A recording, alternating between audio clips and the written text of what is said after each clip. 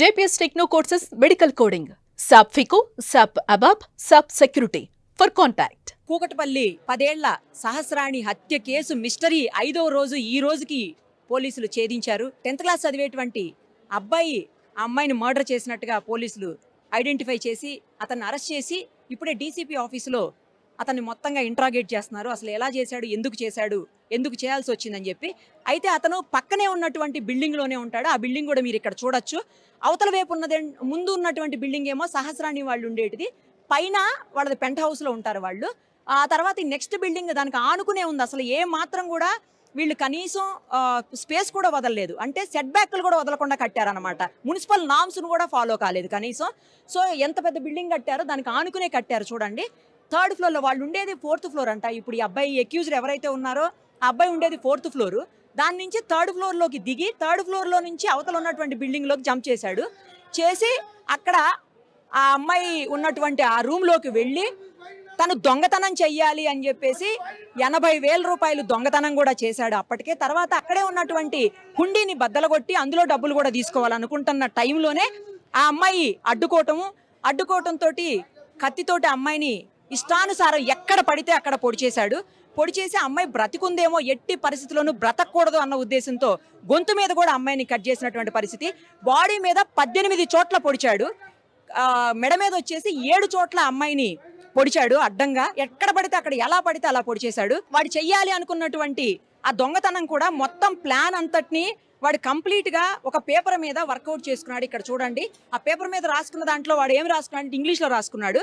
ఏం రాసుకున్నాడంటే ఇంట్లోకి వెళ్ళాలి, వెళ్ళిన వెంటనే ఫస్ట్ గ్యాస్ స్టవ్ని, ఆ పైప్ ఏదైతే ఉంటుందో గ్యాస్ పైప్ అంటే సిలిండర్ స్టవ్కి వెళ్ళేటువంటి పైపుని కట్ చేయాలి. కట్ చేసి దాన్ని వదిలేయాలి కాసేపు. ఆ తర్వాత దొంగతనం చేసేయాలి. వాడు లాస్ట్లో ఏం రాసుకున్నాడు తెలుసా? దాంతో మొత్తం పూర్తయిపోయి మిషన్ డన్ అంట. అసలు ఏ స్టేజ్లో పిల్లలు ఉన్నారు? 10th క్లాస్ చదివే పిల్లడు ఇంత వయలెంట్గా ఎందుకున్నాడు? వాళ్ళ పేరెంట్స్ ఆమెమో అతని తండ్రి ఏమీ చేయడం తెలుస్తుంది, ఏ పని చేయడంట. తల్లి మాత్రం ఎక్కడో బయటికి వెళ్ళి ఇళ్లలో పని చేయటం కాకుండా హౌస్ కీపింగ్ అంటారు కదా, ఆ టైపులో పెద్ద పెద్ద అపార్ట్మెంట్స్లో హౌస్ కీపింగ్ ఉంటుంది. అలా హౌస్ కీపింగ్ చేస్తుందంట ఆవిడ.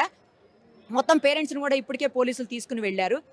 దారుణమైన విషయం ఏంటంటే ఒక 10th క్లాస్ చదివే పిల్లోడు చూస్తుంటే చాలా లీన్గా ఉన్నాడు. పిల్లోడు కూడా మనం ఫోటో చూపించకూడదు కాబట్టి, ఎందుకంటే జువైనల్ యాక్ట్ ప్రకారం మైనర్ కనుక మనం ఫోటో కానీ పేరు కూడా రివీల్ చేయడానికి లేదు, అందుకనే మనం రివీల్ చేయలేకపోతున్నాము. సో చాలా సన్నగా ఉన్నాడు, నేను చూశాను ఫోటో. అలాంటి పిల్లోడికి ఇంత ధైర్యం ఎలా వచ్చింది? అంత గట్టిగా 10 ఏళ్ల అమ్మాయిని అంత గట్టిగా ఎక్కడ పడితే అక్కడ ఎలా పొడవగలిగాడు అనేది కూడా ఇక్కడ పాయింట్. ప్రీ ప్లాన్డ్గా ముందే రాసుకొని వచ్చి మరీ చేశాడు అంటే మనం రెగ్యులర్గా చూస్తున్నాం. ఈ మధ్యకాలంలో ఇలాంటి ఇన్సిడెంట్లు అనేకం జరుగుతున్నాయి.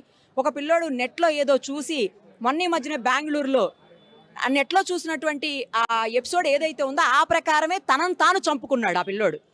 పేరెంట్స్ మరి ఇంట్లో లేరు అని చెప్తున్నారు ఆ టైంలో. ఇప్పుడు ఈ పిల్లోడు చేసిన టైంలో కూడా మరి పేరెంట్స్ ఉన్నారో లేదో తెలియదు. నెక్స్ట్ ఆ రోజు అందరికీ స్కూల్ ఉంది, మండే రోజు అందరికీ స్కూల్ ఉంది. మరి ఈ అబ్బాయి ఎందుకు వెళ్ళలేదు? ఈ అమ్మాయి వెళ్ళకపోవడానికి కారణం ఏంటంటే ఆ రోజు స్పోర్ట్స్ డే అవుతుంది కాబట్టి అమ్మాయి స్కూల్కి వెళ్ళలేదు ఆ రోజు.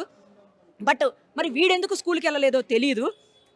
అత్యంత కిరాతకంగా 4 days 5 days వరకు కూడా తెలియనటువంటి మర్డర్ మిస్టరీ అయిపోయింది. ఇది మొత్తం సెన్సేషన్ రేపింది. పోలీసులు 5 బృందాలుగా ఏర్పడి మొత్తానికి ఐడెంటిఫై చేసి అక్యూజ్ని పట్టుకోగలిగారు. అది కూడా ఎలా అంటే అక్కడే దగ్గరలో నుంచొని మొత్తం ఆ బిల్డింగ్ వైపే చూస్తున్నాడంట.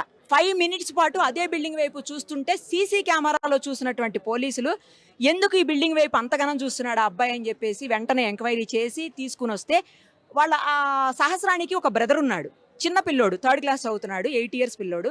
ఆ పిల్లోడితో క్రికెట్ ఆడుకోవడం కోసం వచ్చి చూస్తున్నానని చెప్పాడంట. కానీ పోలీసులు వాళ్ళ స్టైల్లో ప్రశ్నించిన తర్వాత అప్పుడు నిజాలు మొత్తం బయటకు వచ్చాయని తెలుస్తుంది. ఎంత దారుణం! 80,000 దొంగతనం చేయాలన్న ఆలోచన, అంటే కేవలం 10th క్లాస్ చదివే పిల్లోడు దొంగతనం చేయాలన్న ఆలోచన ఎందుకు వచ్చింది? ఆ దొంగతనాన్ని ఎలా చేయాలి కూడా ప్లాన్డ్గా రాసుకొని మిషన్ డన్ అని చెప్పి క్లీన్గా రాసుకొని మరీ చేయటం అంటే ఎంత ఘోరమైన సంఘటన. ఎక్కడికి పోతున్నాం, ఏం జరుగుతుంది, ఏం చేస్తున్నాము? చిన్న పిల్లలు ఇంత వయలెంట్గా ఎందుకు ఆలోచిస్తున్నారు? దానికి కారణం ఏంటి? చూస్తున్నటువంటి ఇంటర్నెట్లా, లేకపోతే విచ్చలవిడిగా ఇష్టానుసారంగా ఏది పడితే అది దొరుకుతున్నటువంటి బయట ఈ సోషల్ మీడియానా, ఏది దేని వల్ల ఇలా తయారవుతున్నారు పిల్లలు? కనీసం పేరెంట్స్ ఎందుకు అలా వదిలేస్తున్నారు? చూడకుండా, పట్టించుకోకుండా స్కూల్కి ఎందుకు వెళ్ళలేదు? ఫస్ట్ ఆఫ్ ఆల్ ఆ పిల్లోడు స్కూల్కి వెళ్ళాలి కదా. ఎందుకు వెళ్ళలేదు ఆ రోజు స్కూల్కి, ఎందుకు వెళ్ళలేదో పేరెంట్స్ ఎందుకు వదిలేశారు? ఆ రోజు ఏమి లీవ్ లేదు, హాలిడే లేదు, ఏమీ లేదు. మండే రోజు ఎందుకు వాడు స్కూల్కి వెళ్ళలేదు? ఆ పాపకి రీజన్ ఉంది వెళ్ళకపోవడానికి, వీడు వెళ్ళలేదు. అంత వైలెంట్గా తయారయ్యి ఇష్టానికి ఎక్కడ పడితే అక్కడ అంత ఘనం పొడిచాడు అంటే వాడికి ఎంత ధైర్యం ఉండాలి? ఏం చూసి వాడు ఇలా తయారయ్యాడు? ఇలాంటి పిల్లలు ఇంత దారుణంగా తయారవుతే రేపొద్దున సొసైటీ ఎక్కడికి పోతుంది? అమ్మా, ఇంత దారుణంగా చూశారు మీరు సంఘటన, ఏమనిపిస్తుంది? అసలు ఇలా ఎందుకు తయారవుతున్నారు పిల్లలు? ఏమో అమ్మ, ఎందుకు అట్లా చేయొద్దు కదా. పాపం తీసుకొని ఉండే కానీ చంపడం తప్ప. వెళ్ళిపోయేది ఉండే, ఉంచొద్దా, చంపేయాలి. ఇన్నేళ్ల నుంచి ఇక్కడ ఏం జరగలేదు. మరి ఎప్పుడన్నా చూసారా అమ్మా ఇలాంటి సంఘటన? ఇంత దారుణంగా ఘోరంగా ఇలా చంపడం అనేది చూసారా మీరు? పిల్లగాడు దొరికింది కదా, వానికి ఉంచకండి. వా తల్లిదండ్రులు ముంగట వానికి తప్పుడు ఈయనే మరి ఒక్క బుగ్గులు అవుతుంది జరా, మరి ముంగట చెయ్యరు బెట్ట, మీకు పుణ్యం వస్తుంది.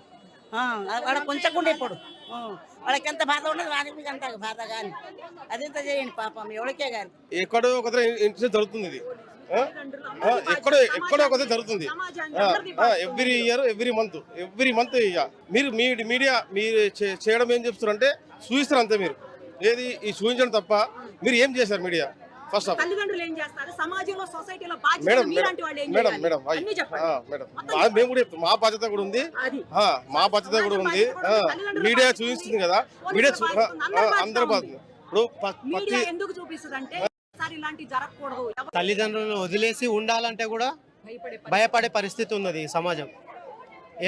ఎంతవరకు కాపాడుకుంటూ ఉండలేం కదా, మనం పనులు మానేసుకొని కాపాడుకుంటూ ఉండలేం కదా. ఘోరంగా అసలు ఇంత దారుణంగా, అసలు అంత 18 చోట్ల బాడీ మీద, నెక్ మీద 7 చోట్ల, అసలు ఎలా అంతలాగా కనీసం భయం కూడా లేకుండా ఎలా చేశాడు ఆ పిల్లోడు? నెక్స్ట్ ఏం జరుగుతుందో తెలియదా? ఇప్పుడు చేసేదానికి నెక్స్ట్ ఏం జరుగుతుంది, రిజల్ట్ ఎలా ఉంటుంది అనేది కూడా నెట్లో చూస్తున్నారు కదా. ఆ తర్వాత అరెస్ట్ చేస్తే పరిస్థితి ఏంటో తెలియదా? ఆ మాత్రం జువైనల్ హోమ్ లో పడి ఆడవాలి. ఎందుకు చెయ్యాలి ఇలాంటి పనులు? అసలు వాడిని కూడా ఇట్లనే చెయ్యాలి మేడం, ఇట్లనే చెయ్యాలి. మళ్ళీ ఇంకొక పిల్లకి చేయకుండా ఇలాగే చెయ్యాలి. మళ్ళీ వాడిని కూడా, అది కూడా అక్కడ చేయొద్దు, పోలీస్ స్టేషన్ లో ఈ ఏరియాలో తెచ్చి వాడిని ఇదే పని చేయాలి. వాడిని ఈ రోజు ఇక్కడ జరిగింది, రేపు ఇంకెక్కడైనా జరగవచ్చు. అట్లనే సంజీవ్ గారు డాక్టర్ కదా, ఇప్పుడు మీ ఫాదర్ ని కూడా ఫస్ట్ లో అన్నారు, తర్వాత తెలిసింది కాదు అని చెప్పేసి. లేకుండా ఎలా చేస్తారు? ఇప్పుడు ఈ పిల్లోడు దొరికిన తర్వాత నీకేమనిపిస్తుంది? ఆయన ఇప్పుడు చంపేయాలి. ఆయన చేశాడు. 10th క్లాస్ చదువుతున్నాడు, మా స్కూల్లో చదువుతున్నాడు. ఆయన 10th క్లాస్ లో చదువుతున్నాడు, మాకు తెలుసు. స్కూల్ ఉందమ్మా మీకు? ఉంది, స్కూల్ ఉంది. మేము వెళ్ళాము. ఆయన ఉన్నాడో లేదో తెలియదు కానీ మేమైతే వెళ్ళాము. స్కూల్ కి రాలేదు అని అన్నారు. 10th క్లాస్ వాళ్ళు అటెండెన్స్ తీసుకున్నారు అన్నారు. మాకు తెలిసింది, రాలేదు, ఓకే అనుకున్నాము. అయితే మండే మధ్యాహ్నం వచ్చాక ఇట్లా తెలిసింది మాకు. ఎట్లా ప్రూఫ్స్ లేకుండా నైట్ 12 కి మా ఫాదర్ ని తీసుకెళ్లారు. ఎలా తీసుకెళ్తారు? ఏ ప్రూఫ్స్ లేవు. ఇప్పుడు ఈ 4 రోజులు 5 రోజులుగా అతను ఇక్కడే ఉన్నాడు, ఇంట్లోనే ఉన్నాడు. స్కూల్ కి వెళ్ళాడంట, వెళ్తున్నాడు. పొద్దున్న స్కూల్కి వచ్చి పోలీసు వాళ్ళు అన్ని ఇన్వెస్టిగేషన్ చేశారంట. అప్పుడు తెలిసింది. స్కూల్కి వచ్చి ఇన్వెస్టిగేషన్ చేశారంట. మాకు తెలియదు అప్పటి వరకు. 10:30 టైంలో అప్పుడు వచ్చారంట పోలీసు వాళ్ళు వచ్చి అతన్ని అడిగితే అని చెప్పాడంట. ఇట్లా వాళ్ళకి ఏమైనా గొడవలు ఉన్నాయమ్మా? ఏం లేవు, మాకేం లేవు. డబ్బుల కోసం అని చేశారంట. పేపర్ లో రాసుకున్నాడంత మొత్తం.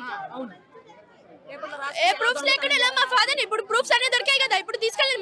మా డాడీని పంపించండి. మీ డాడీ ఇంకా రాలేదు? 4 days అయింది. 12 కి నైట్ 12 కి తీసుకెళ్లిపోయారు. మా నాన్న రాలేదు, మా మమ్మీ కూడా రాలేదు. తీసుకెళ్లిపోయారు, మళ్ళీ వదిలేసారు. అక్కడే ఉన్నారు ఇప్పుడు. నేను 8th చదువుతున్నా, 10th చదువుతున్నాడు. పొద్దున వచ్చినట్టు పోలీస్ వచ్చి ఆయన ఇన్వెస్టిగేట్ చేసినట్టు. ఘోరం మేడం,